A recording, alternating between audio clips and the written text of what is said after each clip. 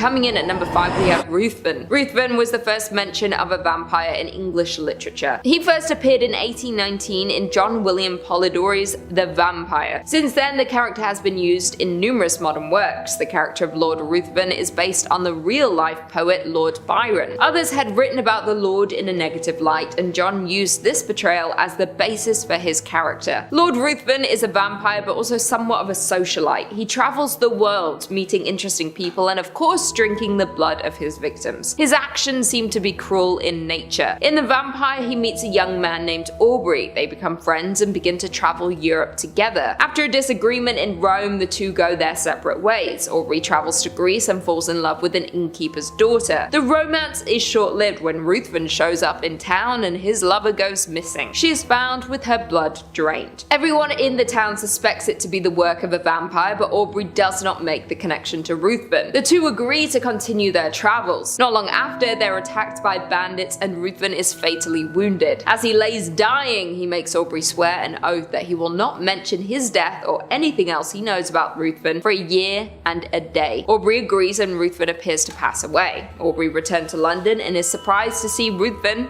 alive and well. He reminds him of his oath and warns dire consequences should he speak of what he knows. Not long after, it's clear Ruthven is attempting to court his sister to torment Aubrey. They plan to marry on the exact day that the oath expires. Aubrey tries everything he can to attempt to warn his sister and save her from this monster. Although vampires have been expanded on and characteristics changed since then, the story has the classic character. He is alluring and uses this to trap his victims. Coming in at number 4 we have Carmilla. Carmilla, also known as Makala, was one of the first female vampires. The story of Carmilla was published in 1872. In the story, she is a female vampire who preys on young women. She finds her female victims, often stalks them for many years of their life before seducing them. In this book, she first meets her victim at the age of 6. She visits her in her nursery, laying down beside her and smiling. When the little girl Laura falls asleep, Carmilla disappears. Laura convinces herself this was a childhood dream, but she never forgets about the girl she met in her room when she was young. The story forwards to when Laura is a teenager. A girl in the village suddenly passes away under suspicious circumstances. The town general goes to investigate exactly what happened. While he is away, Laura and her dad come across an overturned stagecoach. A mother and her daughter, who is Carmilla, were in an accident. With her mother being in a hurry to get to her destination, she leaves Carmilla in the care of Laura's father. Laura and Carmilla recognize each other from all those years ago. Although they don't understand it, they begin to form a friendship with one another. Laura begins to have nightmares, and soon after she becomes ill. Her health gets worse and the nightmares get more intense. She is taken to the doctor and her father comes up with a plan to help her recover. They go to the old town ruins for a picnic. The town general runs into them as they arrive and tells them of the vampire who is draining the blood of young girls as they sleep. Carmilla arrives at the ruined village when she is instantly recognized by the general. He attacks her, but she gets away. She disappears, and just like that, Laura's dreams come to an end. The townspeople confront Carmilla at her tomb and end her reign of terror over the people of the town. Carmilla is the original prototype for a legion of female vampires. Coming in at number 3, we've got cars. That's right, folks, the Pillar Men are vampires. They drink blood, sunlight hurts them, they can make more monsters like them, they're super ancient, they have superpowers, and now we're talking about JoJo's Bizarre Adventure on Top 5 Scary. Way to go, team.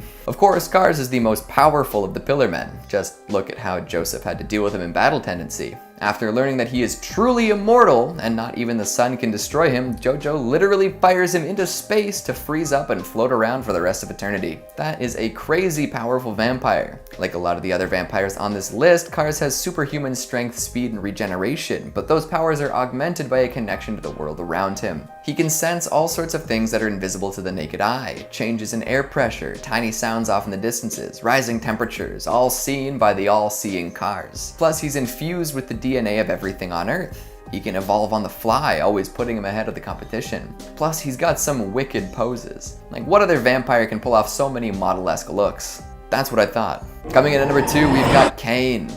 The first vampire in the mythos of the World of Darkness is also the most powerful. Cain is the firstborn son of Adam and Eve and was cursed with vampirism by God as punishment for murdering his brother. After this, he was sent out to wander the land of Nod. During this time, he met Lilith, who gave him some of her blood to drink. By partaking in this blood, Cain is visited by 3 angels who bestow curses on him after he refuses to repent for the murder of his brother. He becomes awakened and possesses new disciplines, granting him untold power. He eventually settles in a city and becomes the Dark Father. He took on followers who became like children to him. If he embraces them with the gift of immortality, they become vampires too. Soon there's an entire city full of generations of vampires, and then an empire. Cain ruled over it all from an ivory throne. Thanks to having such longevity, Cain has mastery over all of the disciplines, and his abilities outshine those of any other vampire. He can also cancel out the disciplines of any vampire near him, guaranteeing his power in any situation. And finally, coming in at number 1, we've got Gabriel Belmont, also known as Dracula, but I wanted to make sure everyone knew that we were talking about Castlevania. There are plenty of powerful men and monsters throughout this universe, but the Prince of Darkness reigns supreme. Once a vampire hunter, he knows all of the tricks of the trade, making him even harder to deal with. He's got void, chaos, and blood magic, covering all sorts of potential matchups a burgeoning Dracula killer might throw his way, and that's just the start of it. He can shapeshift into all sorts of legendary creatures, he can possess humans to do his bidding, he can turn into freaking smoke and travel crazy distances in no time at all. He's so resilient he survived an explosion that took out an entire continent. There really is no competition when it comes to all-powerful vampires. Hell, he even uses the vampire killer cross to end Lucifer. This vampire can kill immortal beings. His consistent appearances in all sorts of Castlevania media speak to his longevity and versatility too. There really is no vampire like Dracula, and this iteration in particular has what it takes to destroy everything countless times. Those damn Belmonts have plot armor. Kicking us off at number 5, 30 Days of Night, 2007.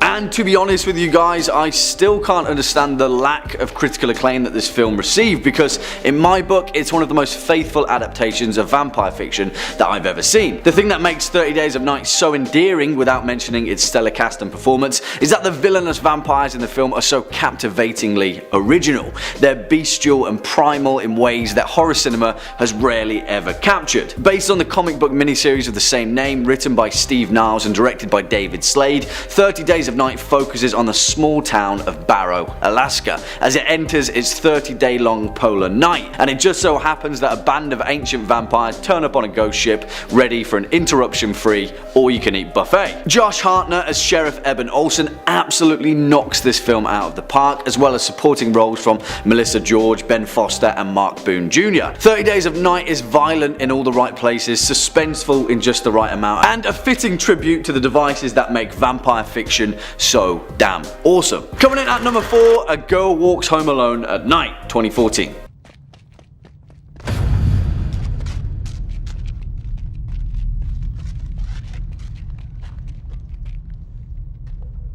Now, I'm going to go out on a limb and say that this film probably went under the radar for most people, and with a tagline stating it as the first Iranian vampire western, then I wouldn't exactly besmirch you for not taking note. But if you haven't, what you've missed out on is one of the most unnerving yet beautifully captured demonstrations of vampire cinema in recent times. Written and directed by the awesome American-Iranian director Anna Lily Amirpour, and also produced by none other than Frodo Baggins himself, Elijah Wood, A Girl Walks Home Alone at Night tells the tale of a lonesome vampire who stalks her prey in the fictional Iranian ghost town of Bad City. The film stars the relatively unknown actress Sheila Van, who plays the title role of the girl, who also turns out to be a corporeal vampire of legend who spends her days in lonely isolation, spooking unwitting pedestrians at night and feasting on villainous criminals just for kicks. I'm going to shoot straight, this film isn't exactly full frontal horror, but where it really shines is in its atmospheric dread and bleak demonstration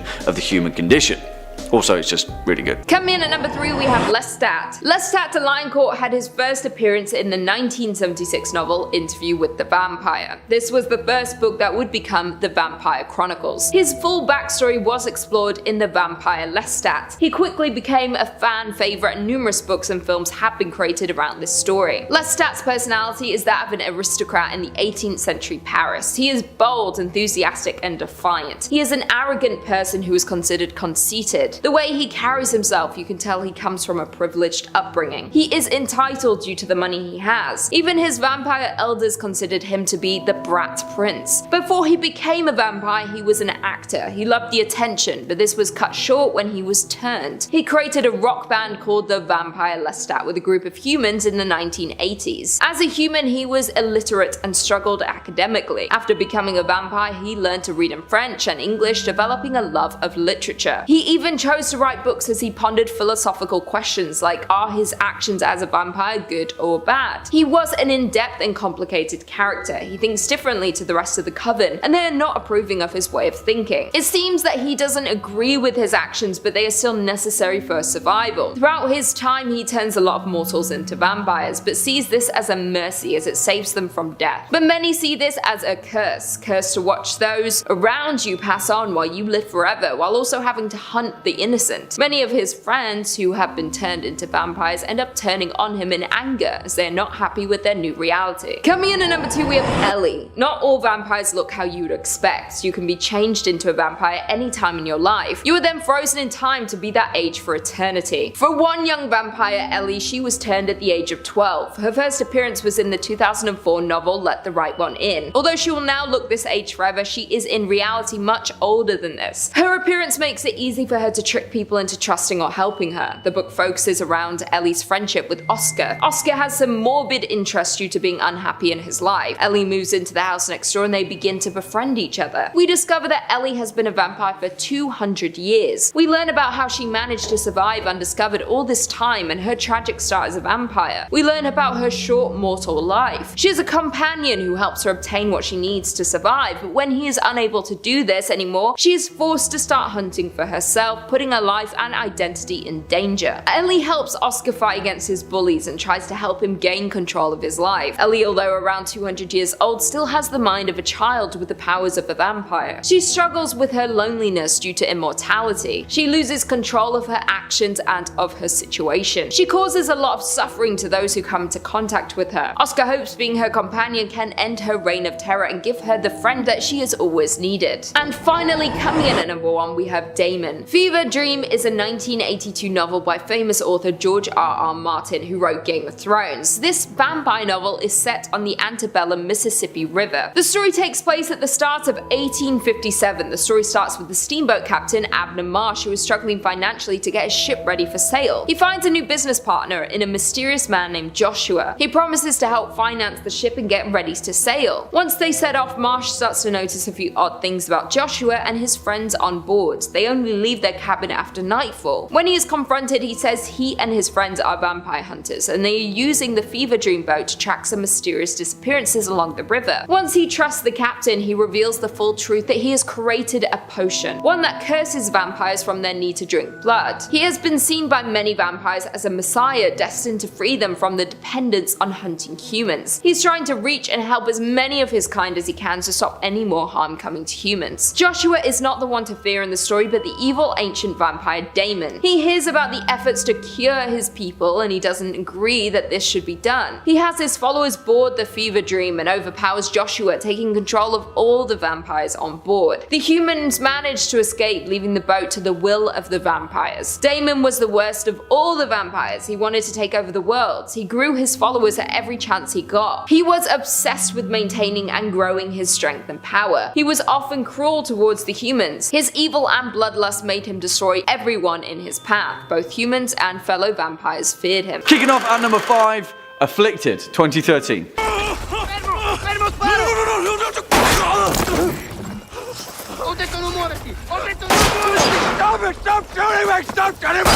And you know what? This film is actually awesome, and you'll be pleasantly surprised that it's perhaps the best found footage vampire horror movie ever made. I mean, not like there are a lot of them anyway, maybe like 3. But nevertheless, Afflicted manages to take the otherwise worn out found footage genre, as well as the long-standing done to death vampire genre, and somehow still manage to create a wholeheartedly original and exhilarating horror experience. And on top of that, it's Canadian. Written and directed by Derek Lee and Cliff Prowse in their directorial feature film debut, Afflicted Afflicted also stars the two filmmakers in their respective namesakes, as two best friends traveling the world filming a web series of their travels. It's quickly revealed that the trip is actually a bucket list, as Derek has a tragic genetic brain condition that could cause his death at any moment, and the trip is his last wish to spend time exploring the planet with his best friend. Of course though, as is the best laid plans of vampires and men, things often go awry, and Derek contracts a mysterious disease which of course turns out to be vampirism. Afflicted doesn't exactly take any precautions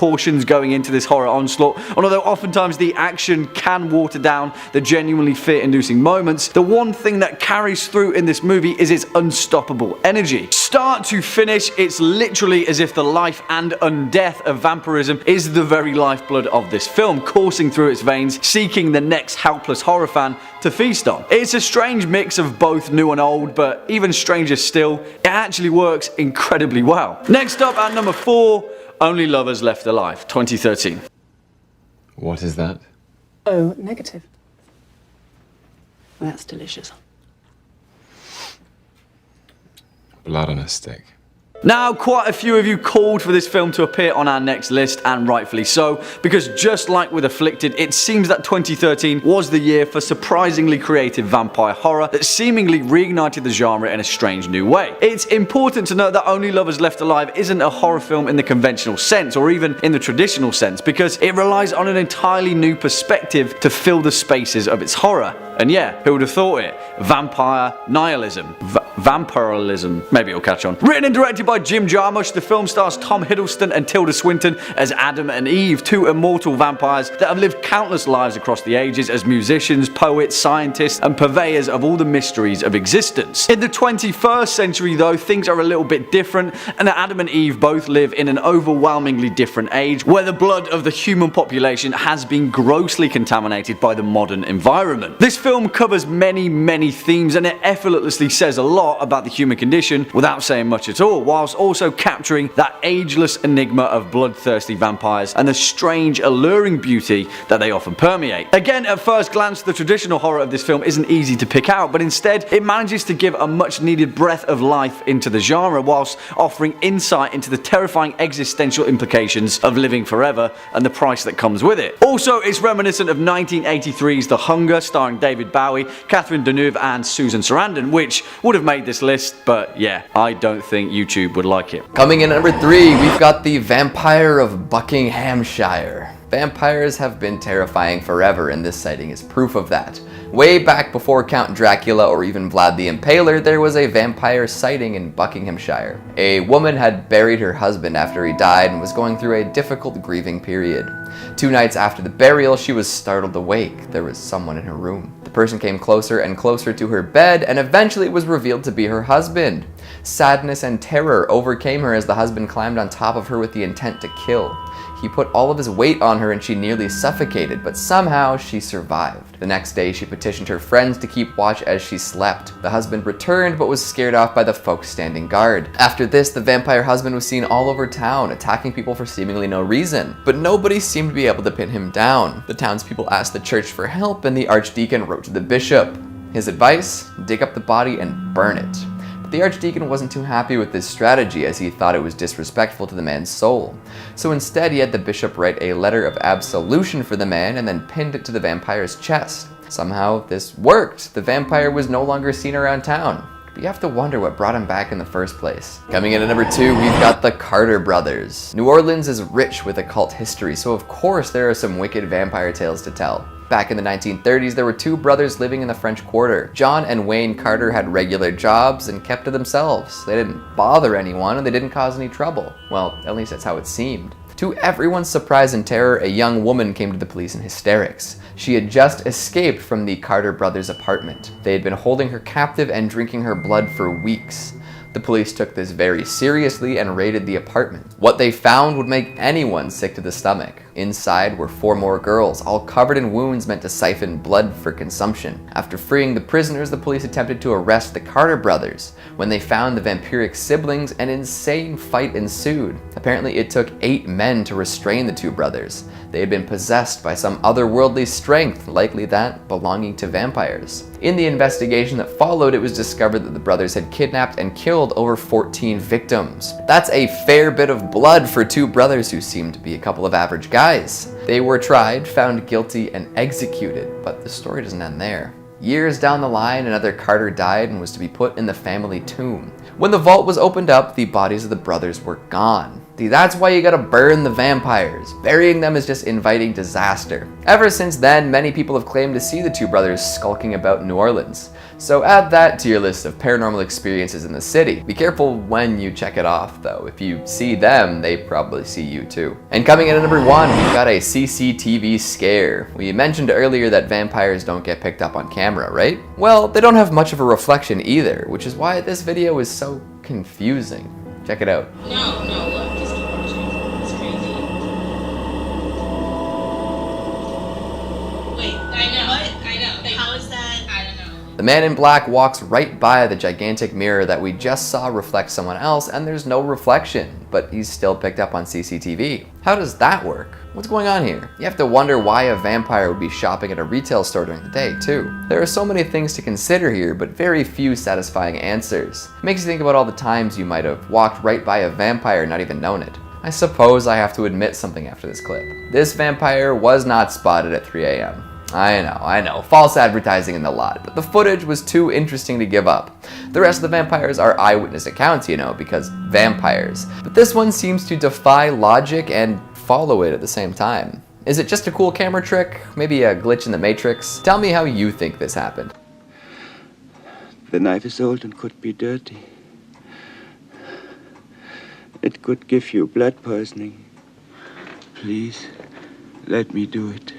The oldest remedy, and for the curious amongst you, our first flag post in the rich lore of vampire fiction is 1979's Nosferatu the Vampire, directed by the legendary filmmaker Werner Herzog, which depicts Klaus Kinski being the creepiest Count Dracula ever depicted on screen, building upon the critical surprise success of F.W. Murnau's 1922 German adaptation Nosferatu. Obviously, we can't begin this list without giving a direct nod to these bloodthirsty stalkers of the silver screen, but here, for this list, we're diving into the lore behind vampires in literature, and to do that we have to first begin with a little bit of history. You see, the term vampire wasn't actually as prolific as you may imagine, and the actual origin behind its etymology is still a matter of debate. It wasn't until 1734 that the English language first saw mention of these creatures, although some French, German, Austrian and Serbian literature contained an allusion to vampires as early as 1718, which was believed to be derived from the Slavic form for vampire. However, others believe that the Slavic languages in turn borrowed that word from a pre-existing, less assuming Turkic term which means witch,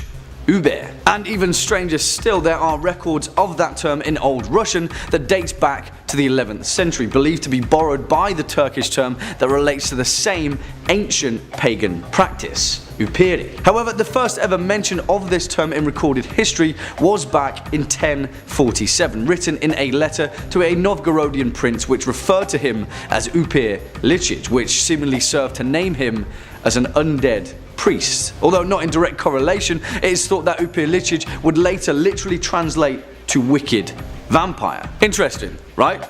I mean, the ancient etymology of it, not the fact that a secret kingdom of bloodthirsty pagan priests may have existed somewhere in ancient Russia. Now, semantics aside, the exact notion of vampirism has existed in folklore for millennia, passed down through means of spiritual texts and oral tradition. Albeit much more demonic in origin, the ancient Mesopotamians, the Hebrews, ancient Greeks and Romans all had tales of creatures that we would consider to be a precursor to the modern vampire. In these many tales of ancient belief, the act of blood drinking was actually quite prolific and often attributed to demons and spirits that would eat flesh and, well, drink blood. In fact, pretty much every nation on earth has had some form of blood drinking undead revenant or demon, which in some cases even acted as a deity to several ancient belief systems. You see, it's no wonder that the very essence of the vampire has long been ingrained in our cultural psyche. However, it wasn't until the late 17th and 18th centuries where these same shared cultural fears would begin to make themselves themselves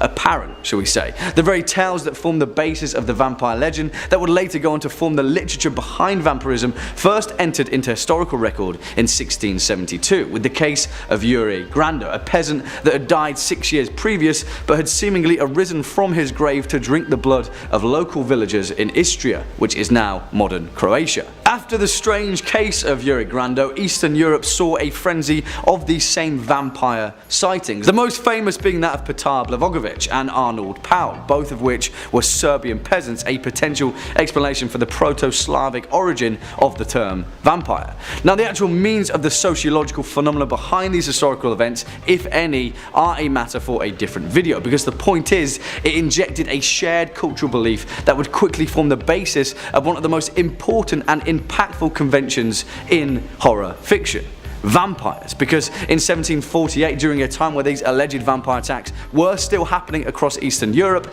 a German man named Heinrich August Ossenfelder manifested that very same zeitgeist and produced a poem simply titled The Vampire. An incredibly short poem which is written from the perspective of a mysterious man presented as a jilted and aggressive seducer that lusts for a respectable and pious Christian girl who is protected by her mother. In it, the term vampire is only addressed twice, with, as in Vampires Unmortal, folk on the Theses portal, and in Till I myself avenging to a vampire's health a drinking him toast impale decay. Although the poem itself is a direct metaphor for the desecration of religious faith, it goes on to directly describe breaking through the girl's bedroom window and sucking her blood.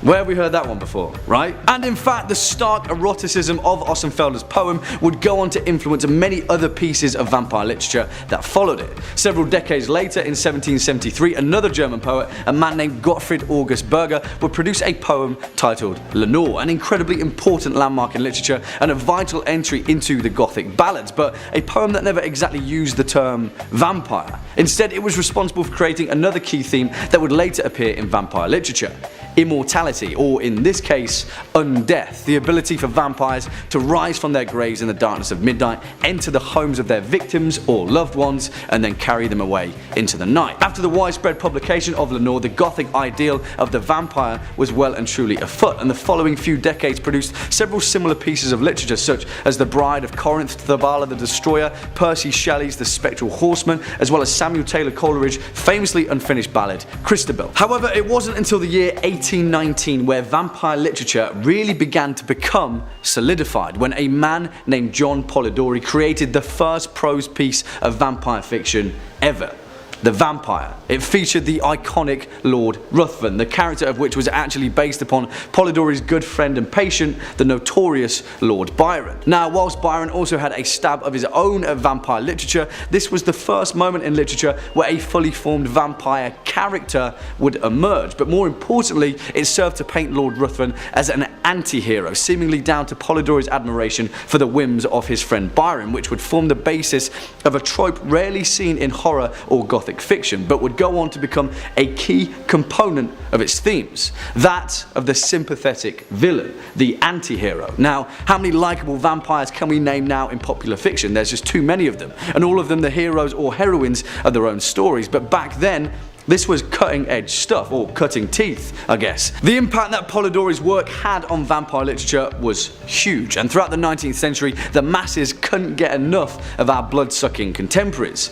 In fact, one of the most impactful methods of disseminating fiction in the mid-19th century were the classic Victorian era Gothic pulp pieces, penny dreadful. Short, easily distributed pamphlets that gave rise to the essence of serialized horror, returning characters that formed their own anthologies, a visual tapestry that I'm sure we're all familiar with. Well, from 1845 to 1847, the second most popular vampire since Lord Ruthven snarled onto the scene: Varney the Vampire, a character created by James Reimer and Thomas Peckett Prest that successfully managed to encapsulate all of the same vampiric themes laid out before him, and thus gave rise to the popular depictions of the vampire: long cloaks, high collars, drinking blood, coffins.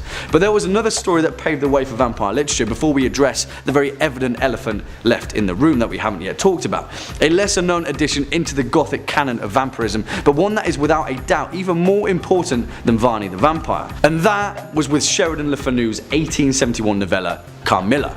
And this was the first ever depiction of a female vampire, Countess Karnstein. In many ways, Countess Karnstein paved the way for the defining moment of vampire literature, and her influence as a symbol of occultism, as well as the enigmatic, supernatural, almost deified creature that exists separate from the confines of civilization. It's one of the most important hallmarks for vampire fiction and Gothic literature as a whole, because the character of Countess Karnstein was pretty much the archetype for the most important piece of vampire literature ever created, Bram Stoker's Dracula. And without detracting from both pieces, the similarities between the two are staggeringly clear. You see, it isn't with the actual inception of Bram Stoker's 1897 novel Dracula that we need to cast our gaze towards, because it was with the impact that matters, and it goes without saying that there is no greater effort in history to depict vampires in popular fiction as influential and as definitive as Dracula. Whatever the case, at the time of its release, it struck a chord across Victorian Europe, perhaps stirring up an ancient shared cultural fear that had long lingered within us all. Coming in at number 5, we've got The Master. You know, this guy came damn close to ending the world through vampirism. Hell, he basically infected all of New York with his strain. The Master comes from the series of books turned TV show The Strain, penned by Guillermo del Toro and Chuck Hogan. Basically, it is a virus that is very similar to ancient vampirism. It spreads quite quickly, as viruses tend to do, and puts humanity in peril. So by putting this strain in motion, the Master deserves every ounce of fear he gets. He's been alive for millennia, taking multiple different forms over many lifetimes. The Master has been a Roman slave, an iron worker, and most recently a Polish man with gigantism. As one of the original vampires, the Master has all sorts of unique strengths that other vampires in this universe don't. One of the most terrifying of these powers is the ability to see through the eyes of all lesser vampires. This allows him to surveil any area that a vampire is in. It's also great for protecting himself and seeking out prey. He's also just ridiculously strong. Like, way stronger than any vampire has any right to be. He'll crush your head with his pinky if he wants to, don't try to fight him. And even if you're confident in your combat ability, he's got some wicked shadow-based teleportation abilities. If he steps into the dark, he can just dematerialize and rematerialize all over the place. It's crazy. And to top it all off, he's more resistant to sunlight than most vampires. He's not totally immune, but he can definitely roam around a little in the sunshine. So you can't rely on the UV rays to take him down. To make matters worse, he's got a master plan to turn all humans into blood banks. After collapsing the internet, he makes it to New York and makes some key alliances and plans on transferring his consciousness to a new host. Then he'll take out the high-level finance folks and build processing plants for human collection. Yuck. I mean, I guess the bankers get what's coming to them, right? Coming in at number 4, we've got Victor. A powerful warlord in life, Victor was once a ruthless military leader who ruled over his land with an iron fist. This extended well into the afterlife as well. Upon his deathbed, the first vampire, Marcus Corvinus, came to Victor with an offer. He would give him eternal life if he helped lead an army of immortals against the werewolves. Victor, loving life and combat, accepted this offer and became one of the most terrifying vampires of all time. This is the vampire who betrayed Marcus, waged war against werewolves, and even killed his own daughter. You don't want to mess with Victor. He, like many vampires in Underworld, possesses superhuman abilities of the highest caliber. His strength is unmatched along with his speed, and he can endure almost any injury. Even if grave wounds are inflicted, Victor can heal up quickly and keep on moving. He can also snag memories from those he bites, giving him insight into all sorts of secrets. These military conquests and supernatural powers are all terrifying on their own, but Victor's shrewd politics are possibly the most dangerous thing about him. After living for millennia, Victor is well versed in the ways of the world and knows how to take advantage of many situations. He is cunning and manipulative and knows how to act swiftly and brutally to get what he wants. If Victor wanted to end the world, he doubtlessly could. As he says, the dangers of the forest are not greater than those of the council. You must learn the dance of politics to be ruthless and cunning. Those are the words of men who could ruin the world if he chose to do so. Coming in at number 3, Thirst, 2009.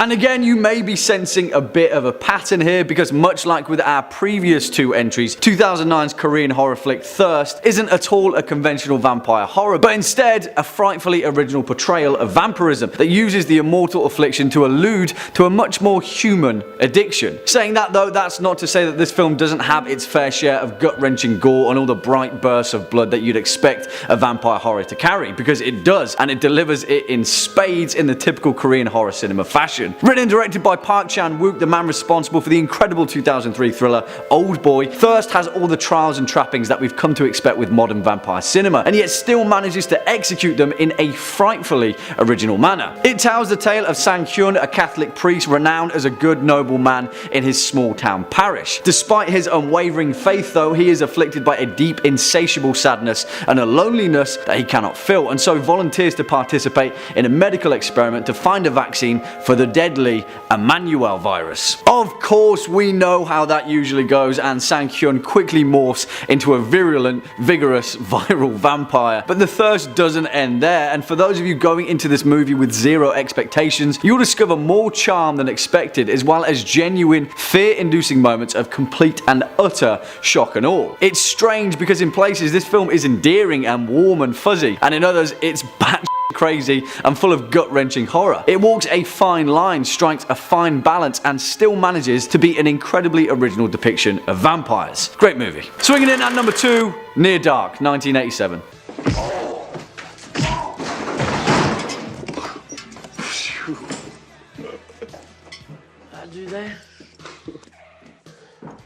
And now, listen. Guys, I get it, the vast majority of you absolutely loved 1987's Near Dark and often ranked it as number 1 on your list of scariest vampire movies of all time. And yeah, I agree with you, because Near Dark is an incredibly entertaining horror experience, and in my eyes it's a more horror palatable version of The Lost Boys, although Near Dark is often forgotten in the shadow of The Lost Boys' success. Not to take anything away from The Lost Boys, because it is awesome. The thing is though, both of these films are very much a product of their time, and when it comes to late 80s nostalgia, the horror experience was often mired in fragments of genre. A little action thriller here, a little dark comedy there, and as is the case of Near Dark, a little bit of neo-western horror gore, which sounds strange, but hey, it works. Nevertheless, I hear you and consider this number 2 spot a worthy fan placement that all you horror fanatics have made happen. Good job, guys. Near Dark, directed by Catherine Bigelow and also written by herself and Eric Red, tells the tale of a group of nomadic American vampires roaming the small rural towns of Midwestern America. Despite having a relatively unknown cast at the time, more importantly, Near Dark has Bill Paxton in one of his most well-delivered roles in horror history, as he plays Severin, an immortal vampire with a gutter mouth and a thirst for bar brawling. It also stars Lance Henriksen as the wizened, grizzled leader of their merry band of vampires, and shows the lengths that immortal, bloodthirsty murderers will go to stay alive on the open road. It's essentially Roadhouse meets The Lost Boys, and because of that, it's awesome. And finally, coming in at our number 1 spot, Salem's Lot, 1979.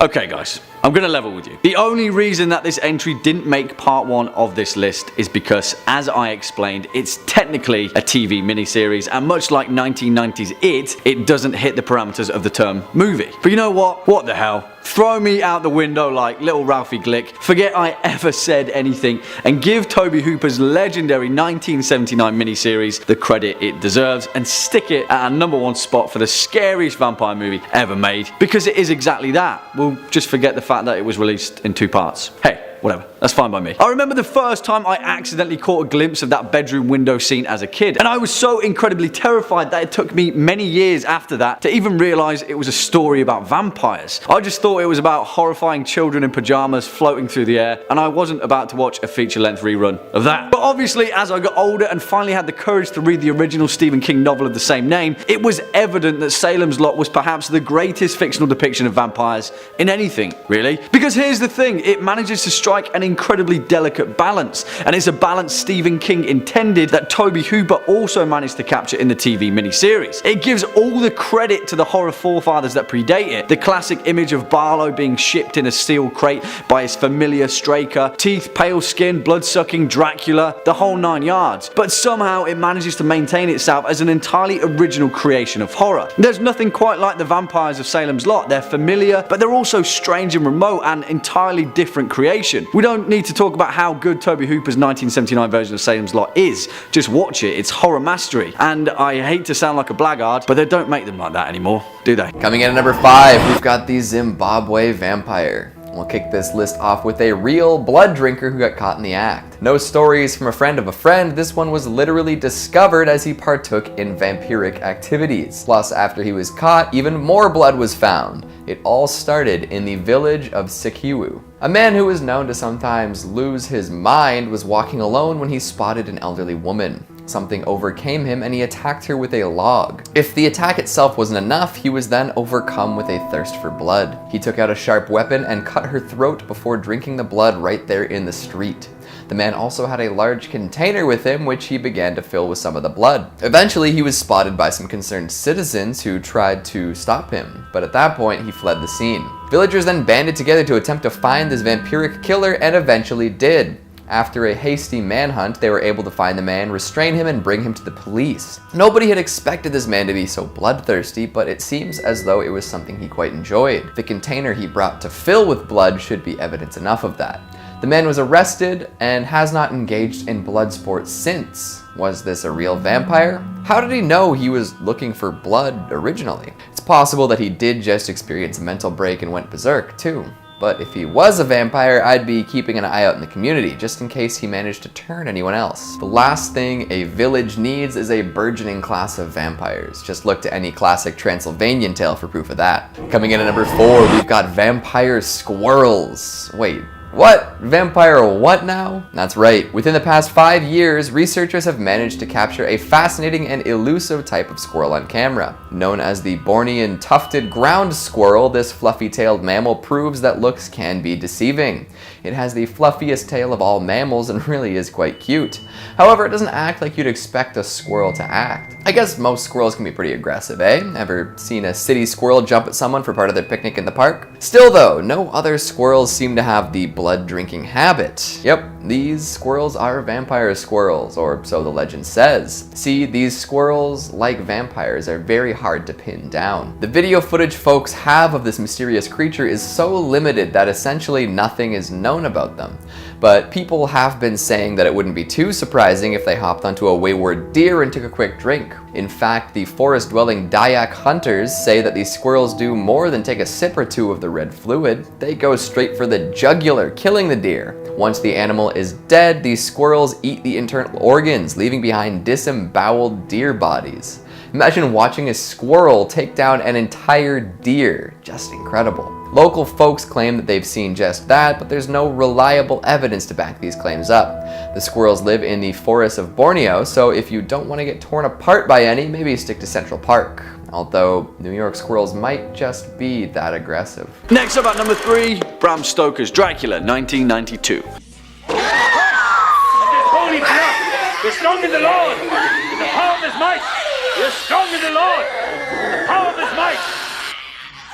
Alright, if this was a list of literature, then of course Bram Stoker's original Gothic masterpiece Dracula would be at the tippity top of this list, because of course it's vampire fiction 101. But if I'm being honest, Francis Ford Coppola's silver screen adaptation, although a horror showstopper, doesn't exactly bite the same necks that other vampire movies do. But that's the downside, because the rest of this film in its own right is a fantastic depiction of our favourite hemoglobin-obsessed Count Dracula. Directed by the legendary Francis Ford Coppola and released in 1992, this film emerged during a time when some of horror's greatest icons were getting a bit of a rework, to say the least. and rework it does, steering Count Dracula from a campy, cape-wielding hammer horror figure to a creature steeped in ancient history and dripping with the blood of long-lost generations. Also, did I mention that this film is absolutely stacked? Gary Oldman as Count Dracula, the incredible Anthony Hopkins as Van Helsing himself, Winona Ryder in all her glory, and of course, the one, the only Keanu Reeves, whose English accent in this film is the stuff of cringe legend, but it's still awesome nonetheless. I've seen many strange things already. Bloody wolves chasing me through some blue inferno. Coming in at our number 2 spot, Interview with the Vampire, 1994. Kill them swiftly if you will, but do it! For do not doubt, you are a killer, Louis!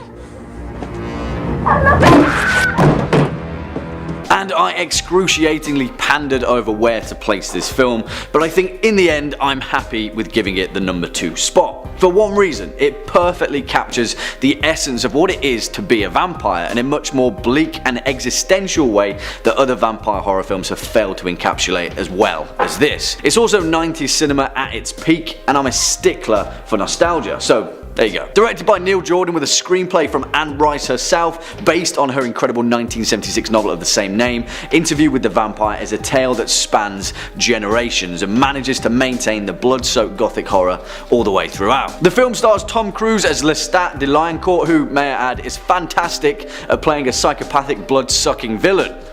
Who knew, eh? Alongside my man Brad Pitt as Louis de Pointe du Lac, a plantation owner of Spanish Louisiana in 1791 who gets turned into Lestat's new vampire best friend because, let's face it, they're both pretty lonely dudes. This film is fantastic because of the seamless ancestry that it manages to weave throughout its narrative, capturing the immortality of these vicious, pale-skinned, beautiful, bright-eyed killers without breaking a sweat.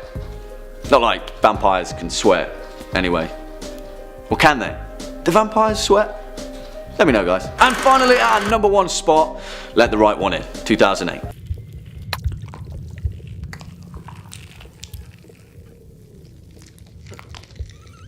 Nej! Du får komma in! Oh man, I'm just going to go out and say it. I adore this film. And please watch this first before the 2011 remake Let Me In, although I will give that the credit is due because the remake is still a decent horror film. But, and it's a big but, it is pretty much a shot-for-shot remake, and well, Let the Right One In is a near perfect movie, so it's difficult not to be good. Directed by Thomas Alfredson and written by John Lindqvist, based on his novel of the same name, Let the Right One In tells the tale of 2 kids in Stockholm, Sweden, Eli and Oscar, and, well, Eli is a vampire. This film is heartbreaking and terrifying all at the same time, and it tells the tale of 2 lonely children in the bleak Swedish midwinter without pulling any punches. Despite being a film about a legendary fantasy creature, Let the Right One In manages to capture the humanity of isolation. It's violent, it's drenched in blood, it's oftentimes shocking and bleak, but it's also charming, endearing and beautifully depicted, mainly down to the on-screen relationship of Kari Hedebrand and Lena Lenderson, 2 child actors who colossusly step up to the plate and who together deliver one of the finest shared performances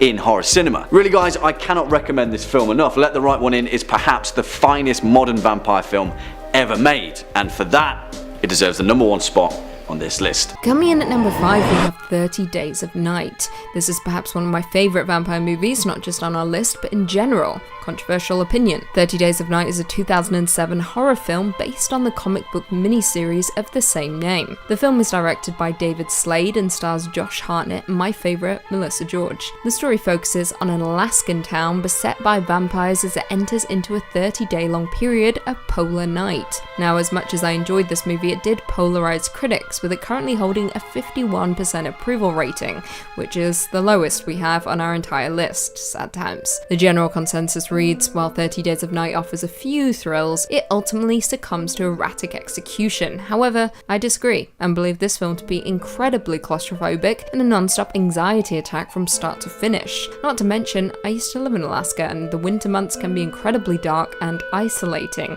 creating its very own unique horror. However, what I will say is that casting Josh Hartnett in the out of his element role was a little disappointing, yet it somehow managed to work. 30 Days of Night ultimately warrants its R rating with genuinely disturbing violence, terrifying monsters, and a haunting score that will linger in your mind for a long time. 30 Days of Night is immensely better than a lot of the vampire movies that have been churned out in recent years, and it's certainly better than David Slade's Twilight saga, Eclipse. Yeah, you heard me correctly, Twilight. David Slade also did Twilight. Coming in at number 4 we have Martin. George A. Romero is considered to be the godfather of zombie cinema, and rightfully so.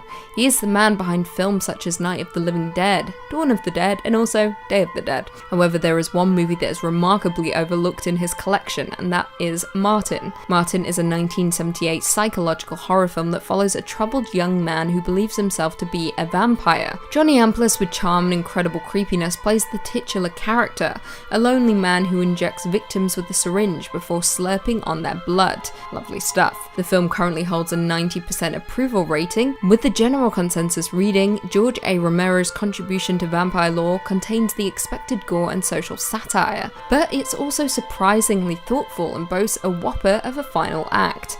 Martin expertly mixes dark humour with satisfying gore, with Romero approaching this vampire hit with sharp wit and undead force. For the first half of the movie, Martin is unsettling while provoking chuckles, albeit uncomfortable chuckles.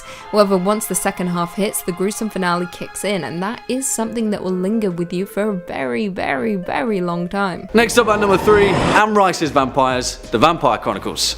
And I hear you guys, I know a lot of you called for these particular bloodsuckers to make an appearance, and whilst we held off a little down to their overwhelming popularity, shall we say, there's no denying the fact that Anne Rice's Vampires are considered a staple of the genre for a reason, because they're really good.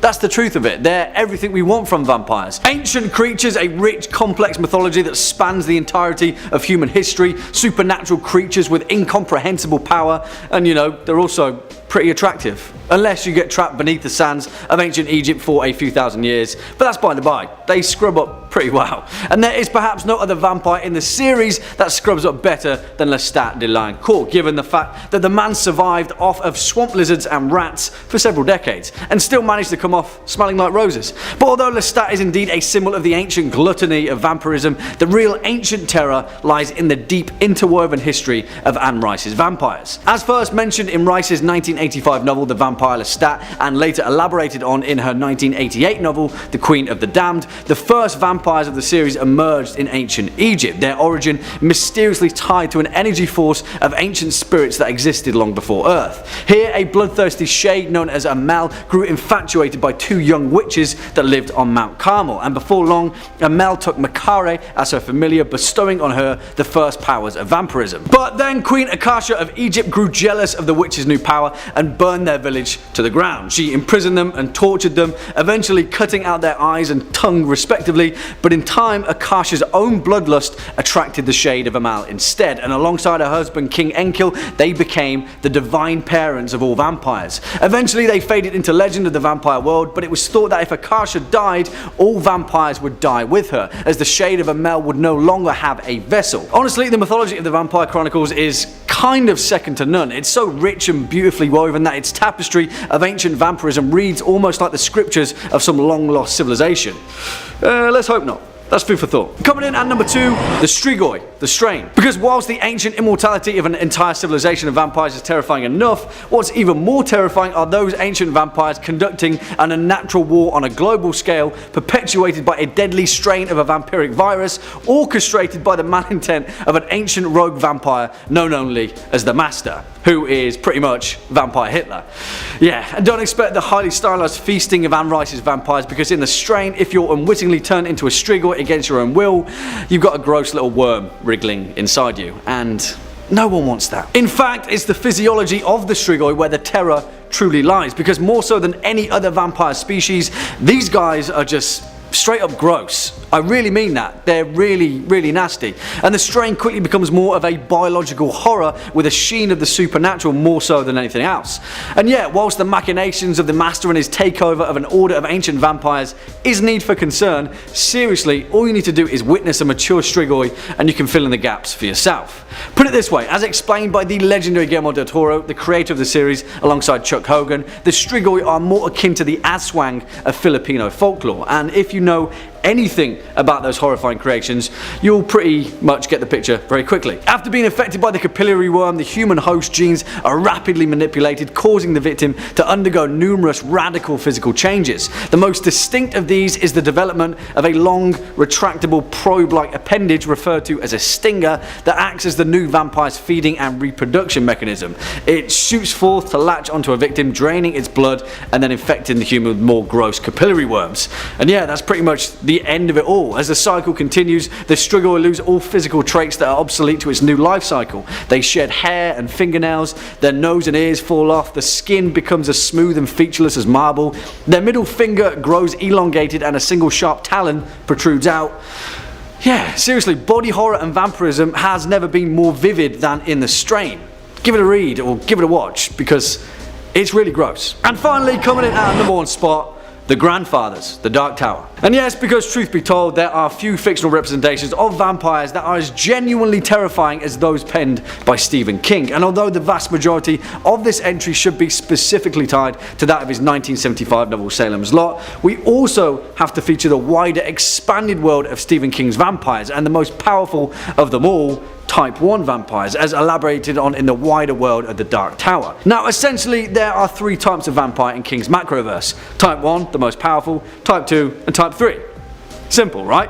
Also, spoilers, because here we can't talk about Type 1 vampires without referencing the brave and tragic tale of Father Donald Callahan. Now, if you read Salem's Lot, that name will sound incredibly familiar, but Callahan, through his trials and tribulations as a newly created vampire, learns a whole host of horrifying truths about vampires. And as it turns out, Kurt Barlow was merely a very small fish in a very big pond. A blood-sucking fish, of course, but that's by the by. Now, purely from a narrative perspective, King has a way with words that seem to capture the innate terror of what a vampire truly represents, that although they seem frighteningly similar to what we think we should know about vampire lore, pale skin, strange eyes, long teeth, drinking blood, they're also incredibly alien, and that's the fine balance that King seems to capture to staggering effect. They're the literal definition of otherworldly creatures, and particularly as the town of Salem's Lot discovers after Kurt Barlow sails upon the shores of New England, because even if you do manage to survive one of the most powerful Type 1 vampires of the New World, unfortunately for Callahan, there's plenty more where that came from, because the most terrifying of them all are the Grandfathers, an order of ancient evil that are so impossibly powerful that a host of parasitic bugs follows them wherever they go to feast on those that they slaughter. Do you know how overwhelmingly evil and powerful you need to be to create an entire ecosystem of insects? These guys are only ever alluded to in one particular scene of the Dark Tower series, and I'll say no more because it's nightmare fuel enough. Yeah, that's reason to take our number 1 spot. The Grandfathers.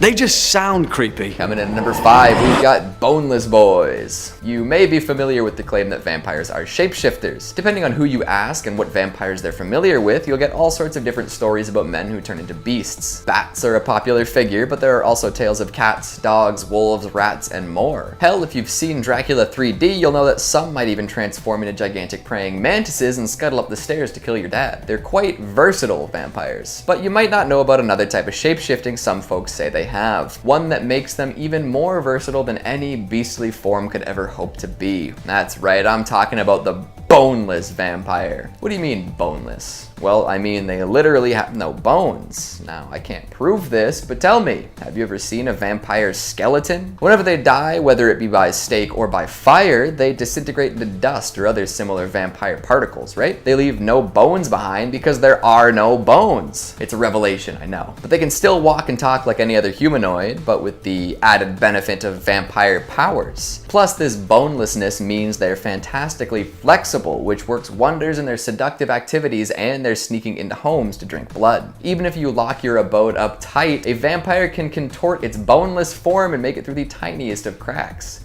Keyholes? Not just for keys anymore. I bet you didn't expect me to lead with a legend like that, now did ya?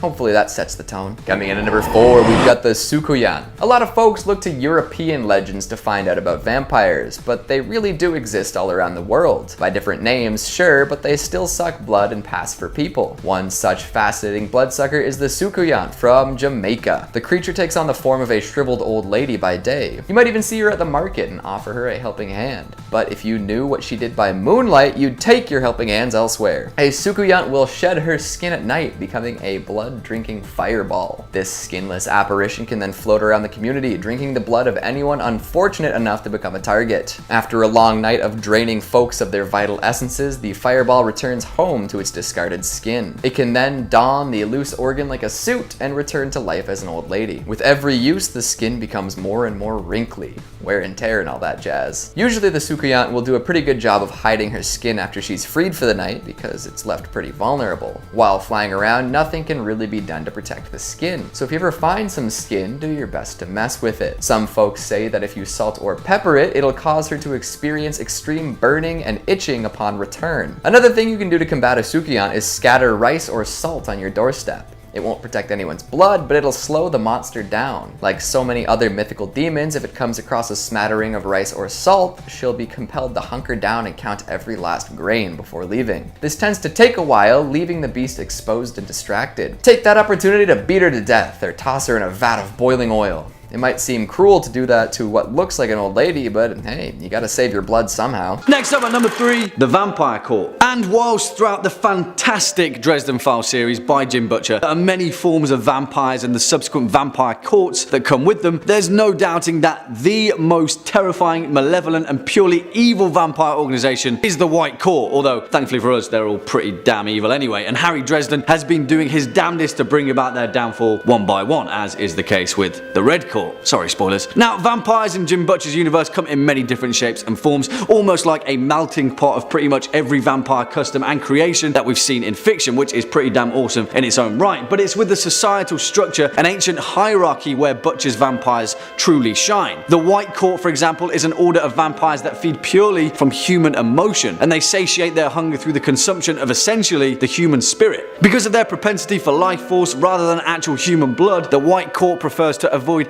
any direct confrontation with their enemies, and for the most part they're a court of schemers and ploy makers hidden within the shadows, pulling the strings. Essentially, the White Court are the East Indian trading company of the vampire world, and they pull the strings on the rest of the blood-sucking immortals around them. On the other hand though, there was also the Red Court, a vile sect of fleshy, bat-like humanoid creatures that use the glamour of a skin mask to disguise themselves as humans, living and preying on society for years on end. As more akin to the traditional vampires of legend, the Red Court were particularly dark in their approach to feasting off of human blood, and operated mainly in Central and South America, where they reared entire villages of humans like cattle to feed upon. Then there's the Black Court, a diminished sect of vampires who were essentially born from the stereotypical Dracula of legend, but were hunted and eventually destroyed thanks to Bram Stoker's novel, which in Butcher's universe was published as a how-to guide for the layman to hunt down and kill vampires. Don't you just love the Dresden Files? Swinging in at number 2, the Vampiri. We cannot make this list without laying down Brian Lumley's incredible Necroscope series, and I'm fully aware that many of you Top 5 Scary viewers are particular fans of his resounding horror series. The thing is though, Lumley completely shook up the concept of what makes a vampire so fervently that in some cases it's hard to tell where monster of folklore legend begins and alien parasitic monstrosity ends. And believe me, don't worry, I say that as a good thing, not a bad thing. In Lumley's Necroscope series, first written in 1986, gone are the classic interpretations of the vampire legend, and instead Lumley's vampires are a leech-like parasite from an ancient world deep in the cosmos. Through a painful and grotesque process, these alien leeches attach to their host and begin a symbiotic life cycle that grants them their immortality of legend, as well as many other devious superhuman machinations. What makes Lumley's Vampiri so awesome though is that they're essentially the vampire version of Marvel's symbiotes, and their life cycle is wholly similar to that of a fungal creature transforming its host through a slow spore-ridden process that turns them into the immortal villains that populate Lumley's Necroscope series. Because of that incredibly unique process though, the Vampiri leeches can also infect other non-human entities, such as in a few cases foxes or wolves, and then so begins Lumley's absolutely awesome fictional explanation as to the nature of werewolves and lycanthropes that populate his horror series. It's never been done before. The thing is, in Necroscope, the Vampiri are so damn ancient and so adept at understanding the parasitic process that created them. In the later series, they move into an entire industry of breeding lesser versions of vampires to enact their bidding, whether across the earth or on Starside. In fact, Lumley's depiction of vampirism in the Necroscope series is pretty damn bleak, and the one true evil against humanity are the Vampiri, because eventually even the most purest of hearts succumb to their evil will. Also, vampire cannibalism. Yeah, that one's not been done that much before. And finally, coming in at our number 1 spot, the higher vampire. And whilst we're talking about hunting vampires, we cannot talk about bloodthirsty monsters in literature without taking note on the resounding works of Andrzej Sapkowski with the Witcher saga that rightfully deserves its place at our #1 spot. Now, in my opinion, Sapkowski's depiction is the most complete, compelling and intriguing creation of vampires in horror, in the whole of literature. And I know that's pretty damn hyperbolic, but really, if you read his work or played any of CD Projekt Red's fantastic video game series, you'll know exactly the impact that vampires have on this world. And I say world because the most intriguing notion of vampires in the Witcher saga is that, not unlike Lumley's Necroscope series, these ancient entities are from another planet entirely. Well, not exactly another planet, so to speak, but another dimension, another sphere. Now, I'll try not to spoil anything, but to be fair, speaking about the conjunction of the spheres isn't exactly giving anything away. In Sapkowski's world, vampires aren't created or turned or otherwise conjured into existence. They're born, just like humans are, and exist as corporeal beings who can manipulate their body at a molecular level in blood and matter, just as easy as we can breathe. Over 1,000 years before the Witcher saga began, during the conjunction of the spheres, different realities where monsters and magical entities reside freely on their own plane collided and merged with our world, which eventually necessitated the need for the Order of the Wolf and the many witches that came with it. As you know, someone had to try and keep a lid on all that chaotic magic going on, right? Cheers, Geralt. Honestly, I could speak about the Witcher saga all day, but as far as vampires are concerned, there is so much to feast on. The Bruxa, the Katakan, the Alp, grotesque mutagenic versions of vampires created from humans and the corporeal dimension beings that are absolutely terrifying. Regis, the awesome ancient vampire who's best friends forever with Geralt, the unseen elder, the list goes on and on. And if you're a fan of vampire fiction and are yet to delve into the works of the Witcher series, please consider this as a reminder, because as far as vampires are concerned, there's nothing else like it, and it's the best for a reason. Get off at #5, I Am Legend. Zombie vampires. Who knew that such a hodgepodge could become a genuinely terrifying hallmark of literature? Well, for those of you that have read Richard Matheson's phenomenal 1954 sci-fi horror, I Am Legend, you'll know that's exactly what it is, genuinely terrifying. And although it was a half-decent movie, please don't lump this novel in with the 2007 Will Smith blockbuster, because the entire film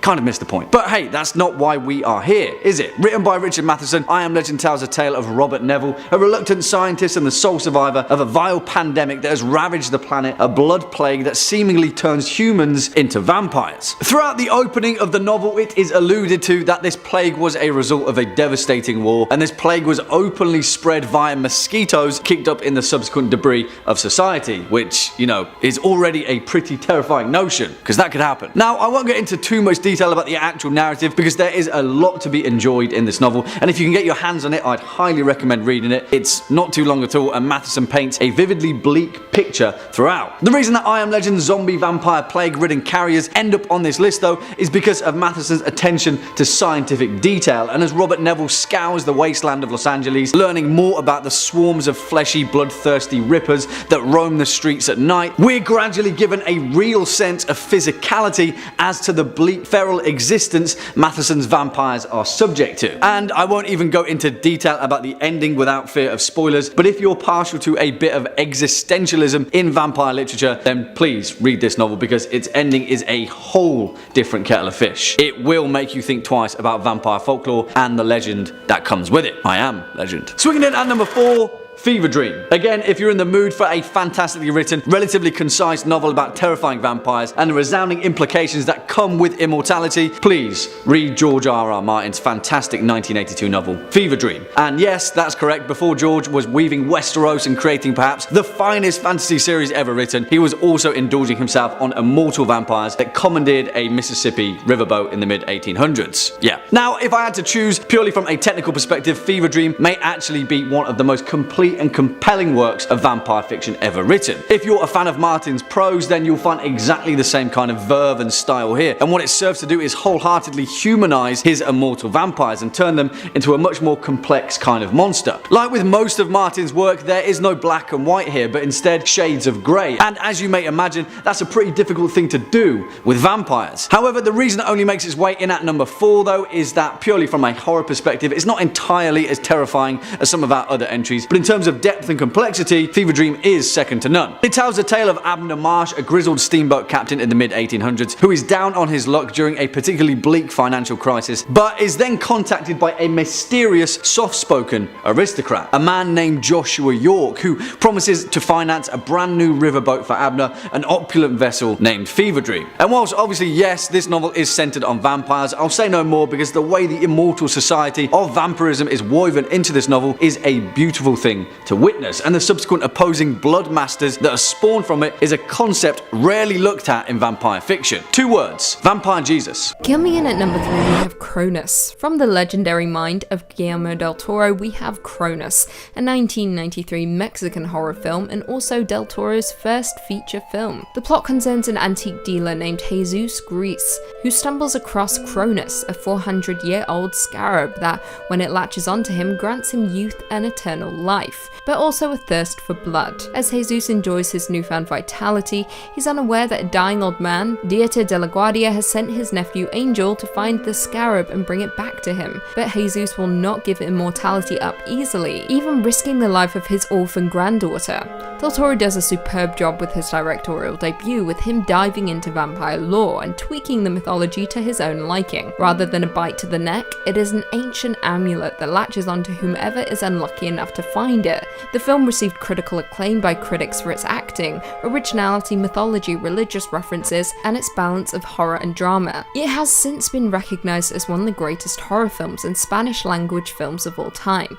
As of right now, it holds a 90% approval rating, with the general consensus reading, Guillermo del Toro's unique feature debut was not only gory and stylish, but also charming and intelligent. Cronus has some incredibly disturbing moments, including a scene where a mouth that has been sewn shut is opened without any assistance. Yeah, you can see where I'm going with this. You don't even have to love horror to appreciate the gift Del Toro gives us with Cronus, although saying that, it is recommended. Coming in at number 2 we have Rabid. David Cronenberg rarely steers us wrong, and he most certainly didn't with his 1977 vampire classic. Rabid is a Canadian-American body horror that features Marilyn Chambers in the lead role, with Frank Moore supporting. Chambers plays a woman who, after being injured in a motorcycle accident and undergoing a surgical operation, develops an orifice under one of her armpits. The orifice hides a phallic stinger that she uses to feed on people's blood. Those she feeds upon become infected. The bite spreads the disease and they cause massive chaos, starting in the Quebec countryside and ending up in Montreal. Now, Cronenberg's most hailed work includes movies such as The Brood, Videodrome, The Fly, and Dead Ringers. However, Rabid seems to have gone under the radar for a lot of people, and that's a damn shame. This is Cronenberg's second feature film and exists within his canon as a telltale exhibition of his raw talents, with him inflicting absolutely horrific horrors on the human body. As of right now, Rabid currently holds a 73% approval rating, with the general consensus reading, revolting, yes, but still an intelligent predecessor to some more moronic efforts in the same genre, as well as remains effectively squirmy, gruesome, and even prescient nearly 40 years after its release. And finally, coming in at number 1, we have Near Dark. Catherine Bigelow's dark horror western is a cult classic amongst movie lovers and definitely warrants a place on our list. Why? Because far too many people have not seen this movie, and it hurts my soul. Released in 1987, this neo-western horror stars Adrian Pasdar, Jenny Wright, Bill Paxton, and Lance Henriksen, and follows a young man in a small Midwestern town who becomes involved with a family of nomadic American vampires. Near Dark was an incredibly fresh take on a genre that had found new popularity in the comedy genre,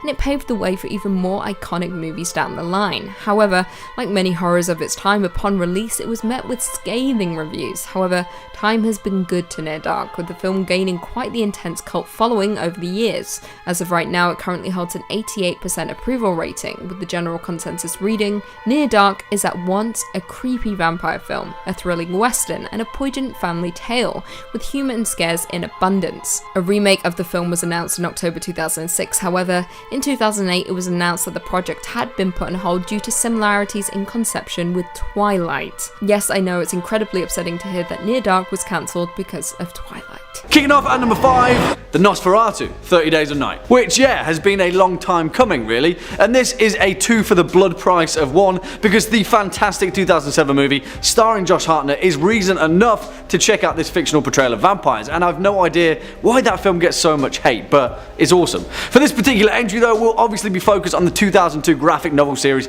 created by Steve Niles and Ben Templesmith that tells the tale of the unwitting town of Barrow, Alaska, the northernmost settlement of the frozen north that for 1 month every year is cast into complete and utter darkness. And that, as you may imagine, means one thing and one thing only for vampires: an all-you-can-eat buffet. Yeah, whilst it's an exciting and incredibly fresh premise, which it is, it also features one of the most genuinely compelling depictions of vampires in modern fiction.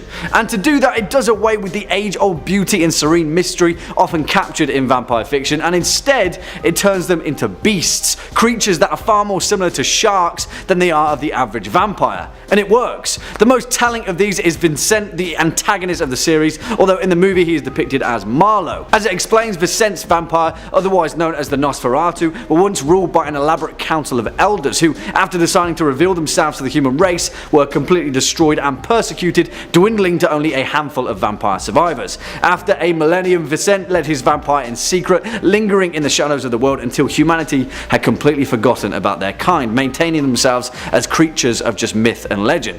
Now, I won't spoil anything, but obviously that kind of goes awry, mainly down to the fact that they messed with the wrong damn town, but still, they're awesome. In the series, vampirism is portrayed as a virus which is spread through contact with vampire blood. It kills those afflicted by it, turning an infected human undead, where they grow a mouthful of shark-like fangs and bleak, lifeless black eyes. Obviously then you've got the superhuman strength, acute hearing and sense of smell, teleportation, telepathy, glamour, the ability to resurrect your burnt ashes via a single drop of blood, but that goes without saying at this point. Vampires. Swinging in at number 4, every vampire ever, Anno Dracula. Whew.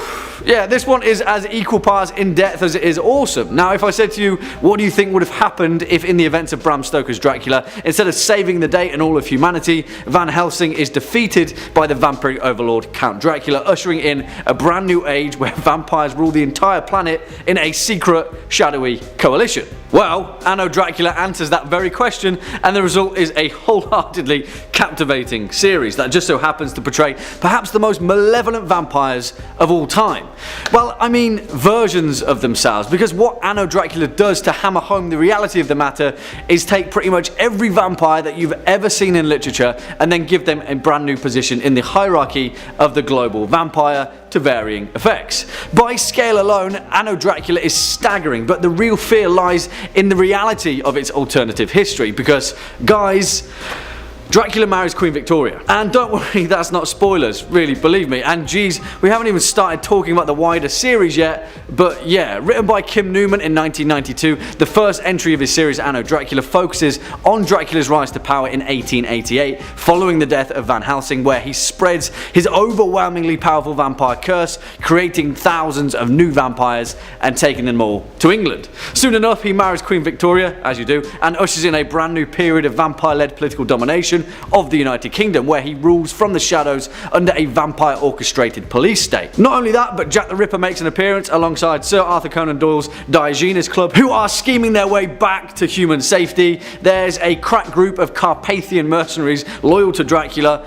Sherlock Holmes shows up, Dr. Jekyll and Mr. Hyde too, Count Orlok, Lord Ruthven, Elizabeth Bathory, for crying out loud. Hell, even Lestat de Liancourt from Anne Rice's novels makes an appearance. Seriously, if you love both history and vampires, Anno Dracula does it like no other. And talking of Lestat, coming in at number 3, we've got Vampire Pumpkins. Legends are weird, alright? And this one's no exception. I don't quite understand how this came to be a common conception, but it's well documented by the ethnologist Tadimir Vukanovich. Apparently, there was a long-standing belief in the Balkans that if you left a pumpkin or watermelon out for more than 10 days, it would become a vampire. That's right, the gourds would transform into humanoid bloodsuckers. I think I understand Akira Toriyama's vampire comic a little better now. Imagine that, leaving a pumpkin on your stoop for a solid fortnight after Halloween and waking up to an empty yard. Most folks would assume some vandals made off with it, planning to smash it with baseball bats or throw it off a building. But no, it actually just turned into a vampire, and now you're gonna get seduced and bit.